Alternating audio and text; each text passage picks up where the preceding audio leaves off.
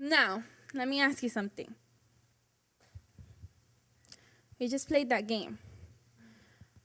And one of you guys called me out. And I said, Simon says, what did I say, touch your elbow? And I touched my shoulder. Did my words match my actions?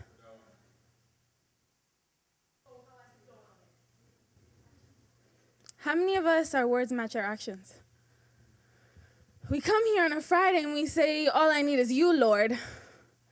But then comes Saturday night, all we need is you, boy. What happens when what we speak out of the mouth that God has given us doesn't go with the actions that we play in our life? We say we're believers. We say we're Christian. But is our daily living, what we do, what we listen to, what we surround ourselves with, does it match what you're trying to portray, what you're trying to do? That's what I want to speak to you guys tonight about.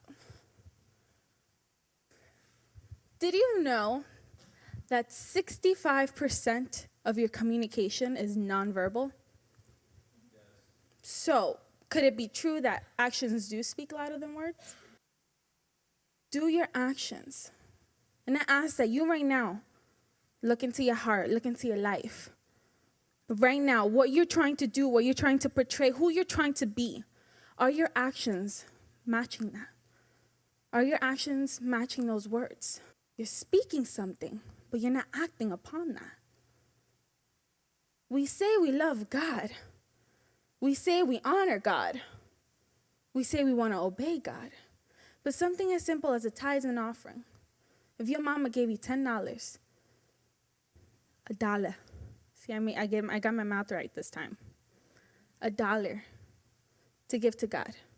You say you love God. You say you obey God. You honor God. But yet God asks something of you, but your actions aren't matching what you just said. So where do we stand now? Who are we? What are we doing? Are we just going to be talkers the rest of our life? Are we just going to go with the flow, see where it takes us? Is that really what we want to end up as? Do we really want to follow the flow of the rest of the world? I mean, if you just look at the news, I don't want to. With all my respects, if that's you, if you say I want to follow the flow of the world and I just want to do whatever, that's your life. That's you. I know for me, I don't want to just go along. I want to do something different. I want to make an impact. I want to that tomorrow I can give my kids a story about the amazing things that I was able to do and that God was able to use me for. That's me. But what about you? What you're saying that you want to do, what you're saying that you want to achieve, are you finding a way to get there? Or are you just going with the flow? Are you making things happen? Or are you just, I'm waiting on God? It's fine to say we're waiting on God. You know, sometimes you can be waiting on God for a confirmation. But what are you doing in the meantime to achieve that confirmation? You're waiting on God, but you're not even praying. You're saying, well, I have faith for things to happen. I have faith for my family to be healed, or this person in my family, or this person I know to be healed. Are you even praying for them? Are your actions matching what you're speaking? We say we want things to change in our home, yet we act the same exact way each and every time. Yet every single time they say those words that seriously feel like a slap to the face, you still talk back. You still are disrespectful to your parents. We live in real life. If you want something to happen, you got to make it happen. You want to be up here on an altar, then make it happen. I've been in this church for 4 years, and for the first time this year, I stepped on an altar. So what am I trying to tell you? It wasn't that, I started coming to church and the next week I was on an altar preaching. No. And this, I mean it for any area that you want to work in. It takes a process. It takes time. It takes dedication. It takes pain. It takes tears. It takes a process. But are you willing to endure that process to obtain what your words have said? Are you willing to endure the pain? Are you willing to endure the tears to achieve what you have declared out of your mouth? Right now, are your actions matching what your words are saying? You want to get somewhere, but how are you doing it? Your words need to be constant. What you're saying that you want to get to, it has to be constantly matching up with your actions. And excuse me if some of you are in a situation, but some people say they want to quit smoking, whatever you smoke. And yet you still hang out with the same crowd that makes you do those same things. Some people say they want to quit drinking, and yet you still hang out with that same crowd that peer pressures you to do it. Right here.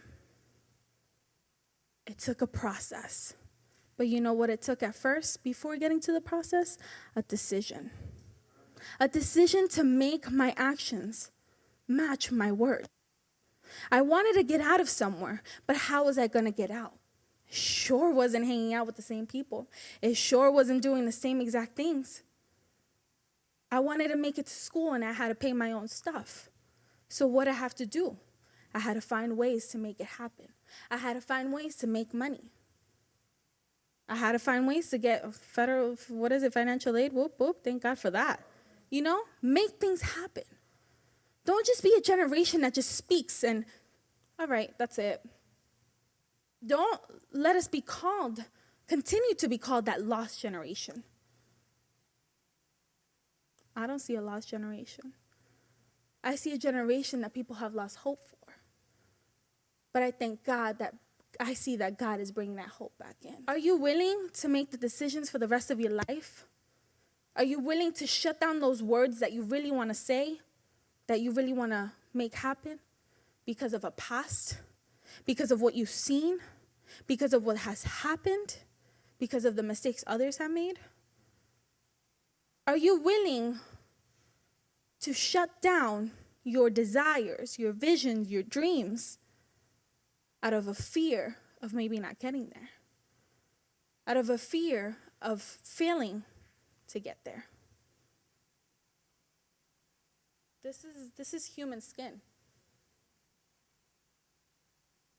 We're imperfect. The only perfect one, Jesus Christ. If you make mistakes, how many times do I have to say it? Get back up. Cry your tears and get back up. Something happens, get back up. Make it happen. You want it to happen, make it happen. You want those words that come out of your mouth to match your actions, make it happen. God didn't call us to be double-minded. It says God hates double-mindedness. So why is it that one day, okay, let's go, something comes in your way, and then it's, Do you want to be known as a person that doesn't achieve what you say? Don't ask me to be that person, because I'm not going to. Do you want to get there? We say, I don't care what people got to say about me. I don't care what she has to say.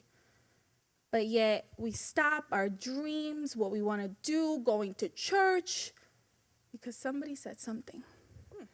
Who are we representing ourselves as? Are we representing ourselves as the sons and daughter of a king? Because if you didn't know, my God is a king. And I got a kingdom to inherit. That means blessings after blessings after blessings. And I'm going to do whatever is in my reach and whatever I can. I'm going to fight for those the blessings that God doesn't even have planned for me. And that's impossible. I'm going to fight that far. No matter how many times I fall, no matter how many times I trip, no matter what happens, I know for me, I'm going to make it. Why? Because I made a promise to God. I made a promise to myself, and I made a promise to my Father. and I'm going to make it happen. I'm going to make it happen for myself. I'm going to make it happen for him, because I am so grateful, that song, for the love that he had for us. He made such a sacrifice. I'm going to make it happen.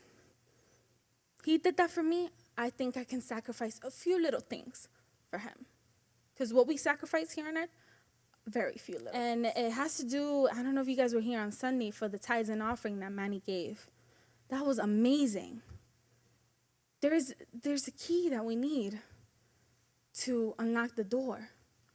The saddest part, God already gave us the key, but we don't know how to grab it. It's literally laying on that platter right in front of you. You want to go to school? There's ways to make it happen. Yeah, we all complain that too expensive, this and that. And sometimes you got to hold yourself back. Maybe you don't achieve it in your 4 years. But if it takes 6 years, good job. Fantastic for you. I'm going to give you a hug and a round of applause. You made it happen. I'm probably not going to be done with my schooling for another 3 years. But you know what? It took me what it took me, and I got to do what I got to do. But at the end of the day, I'm going to make things happen for me. Why? Because tomorrow I want to be able to be educated for my kids. I want to be able to be educated for others, to be able to impart wisdom onto them. We're not talking only about school. Let's talk about the Word of God. You want to be up here. You want to go out, but yet you go out with nothing. You don't even pray before you go out to give a word. You don't read your Bible. At least read the Bible verse of the day that randomly comes up on your phone. You can at least have a timer for that. You know? We say God is priority. We speak God is priority in our life. Yet it's so hard to squeeze God into our life. We fight to find time for him in our daily life. So where are we at? Is God priority or not? What are we doing with what we're saying? Where are you going with what you're doing? Because it says that he's like the lamp to our feet. So sometimes the road may be a little dark.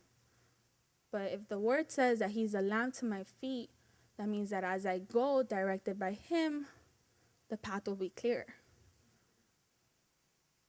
Tell me if I'm wrong. So what are we doing? Are we allowing our fear to stop us? Are we allowing our thoughts to stop us? Are we allowing the people that we said we didn't care about to stop us? Are we allowing our past to stop us? Or are we just allowing ourselves, our emotions, our selfishness to stop those words that were said, even in the midst of your intimacy and secrecy with God or by yourself, to stop? And you know, there's some words. I'm talking about all these good things, but don't misunderstand me. There's words that you've said that you should never have an action for. That's why it's important to align. And I tell you guys what my prayer is. I say, God, align your visions, your dreams, what you have for me, with me in my life. I'm asking him to guide me, to show me, if I want to do this, is this the right thing for me to do? You do the natural, God takes care of the supernatural. We're in the month of vision and provision. So make that vision clear and ask God to provide for your vision.